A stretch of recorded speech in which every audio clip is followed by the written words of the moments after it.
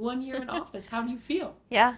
Good. I feel, I think that we've made good progress over the last year. It's been exciting. It's been an adjustment from my normal day-to-day life that I used to live, but it's good times. When you look back at this past year, what are some things that stick out? So I would say, starting off would just be all the good work we've been able to do with the police department, and how our focus on public safety has been, a top priority. Getting the Riverwalk expansion started. That was one of the first meetings and first things I set up when I was sworn in. The new adjustment to staff members and department heads in the city has been, I think, good changes for everybody involved. And yes, Well, a it's a lot of lot. work. There's a Yeah. lot. I can't even talk about all of it because it's Right. so much. Keeping you busy. And when you were running for mayor, you told me that your top priority was public safety. Yeah. So how have you addressed that? Yeah, so we doubled, increased 173% of our police department in hiring. So we were able to hire 34 new officers in 2024, which is something that I talked about. I talked about adjusting the civil service rules so that we could hire quicker. That was another thing that we did in the first quarter that I was the mayor. So um, you can see it's making a difference in the way that we're policing and the proactive policing we've been able to do. And as we see more of those officers now come online through 2025, I think you'll even see a higher reduction in crime just because how long it takes them to get trained. We'll start seeing those boots on the ground this year. We had a significant reduction. 2023's homicides ended at 27, and 2024 we ended at 20. So I think it's about a 26% decrease in homicides that we had in 2024. So that's also something we're proud of, and I think that has to do with a lot of the proactive police work we've been able to do. Right, and the real-time crime center Real-time is crime kind of center. cool technology. Yeah, and we're gonna have more cameras coming online this year because of the DOLA grant, more license plate readers. So businesses will soon be able to export their camera footage if there's an incident that happens around their business. So the Real-Time Crime Center is going to continue to grow for 2025. What's that relationship like, just working with the police department and the city kind of coming together, to make those things happen? Yeah, I think it's been a need for several years. This is the Real-Time Crime Center was something my predecessor started, and so to be able to continue to carry that on with the police department and looking for new ways of technology that we can add into it and new dollars that we can add into it, I think it's just a win for the police and the city as a whole. One of your other campaign promises was to advance economic development, but also to address homelessness in Pueblo. Yeah, so I think before we can, talk to businesses about bringing them to the community, I think we have to really focus on the foundation. So, the policing, the public safety part, but also the cleanliness and the homeless camps that we cleaned up and were able to remove. I think that we removed almost 400 tons of trash in 2024, and a lot of that had to do with the jungle and then the homeless camps up and down the Fountain Creek. And something that happened that I wasn't expecting to happen is, now the city runs the only overnight shelter. So it's really interesting to be able to see the connection, between the unhoused community, knowing what the shelter is doing, how they're proactively helping people and sheltering people. Now that we have all that information that runs through my office now, you can really see where the needs haven't been met for many years, and we're working with partners in order to try to get those needs met. Right now, that safe side recovery has kind of taken over the day to day almost there. Yeah. Yep. Yeah.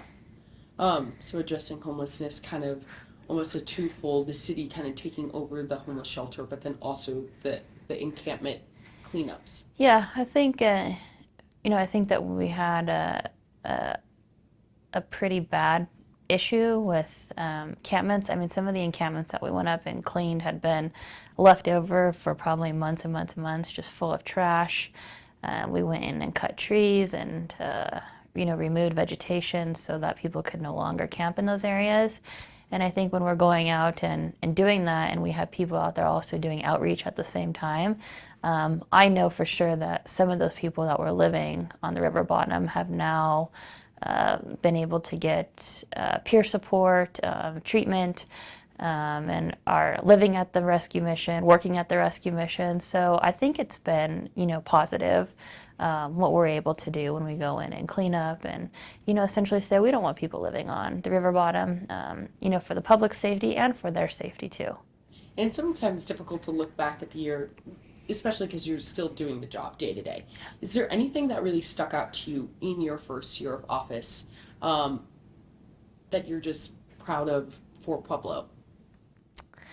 I think I am, proud that the community it seems to be coming, more together over the last year. The city council and the mayor's office now have a really good working relationship where, their ideas, I'm kind of the person in the background who makes sure that their ideas get connected and they're able to see their projects from start to finish, and that we didn't have before.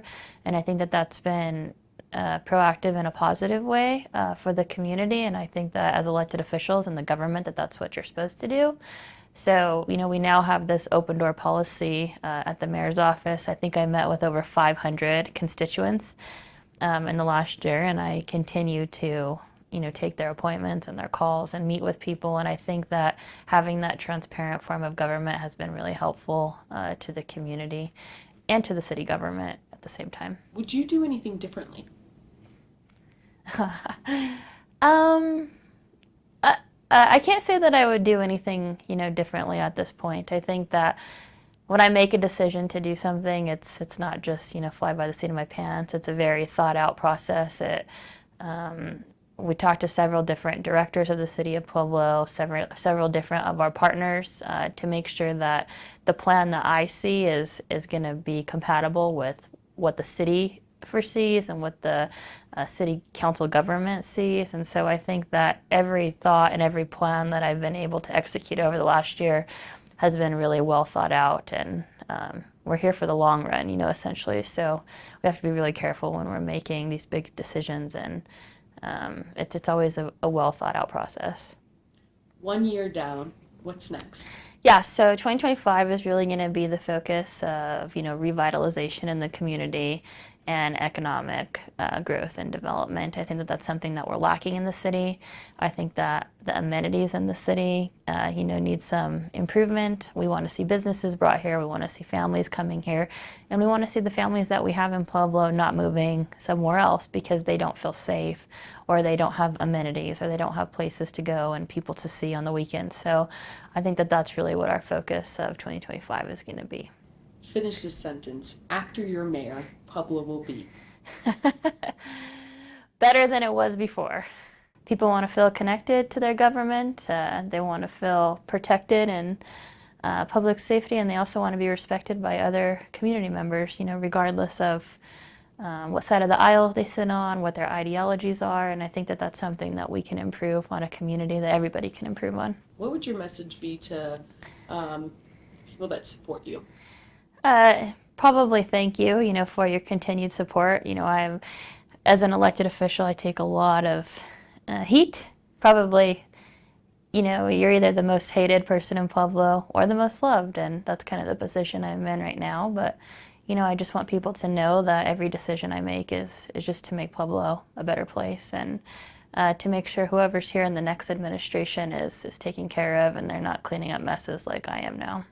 Is that kind of your message for people who maybe, like you said, friends and foes, right? Yeah, friends and foes. To the foes, I would say, 65% of the community supported me and backed my ideas, and, there's no reason to change that now. I'm taking a lot of heat for this grocery tax that we're possibly going to, impose. We're going to bring it to the ballot in November, but, I think that people need to know that we're just looking out at what's best for the community, trying to maintain essential services, but also trying to grow the community.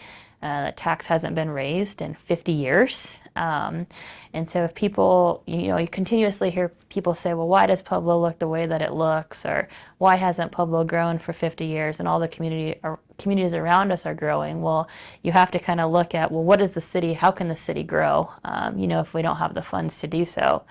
And so that's just something I want to make sure people keep in their mind.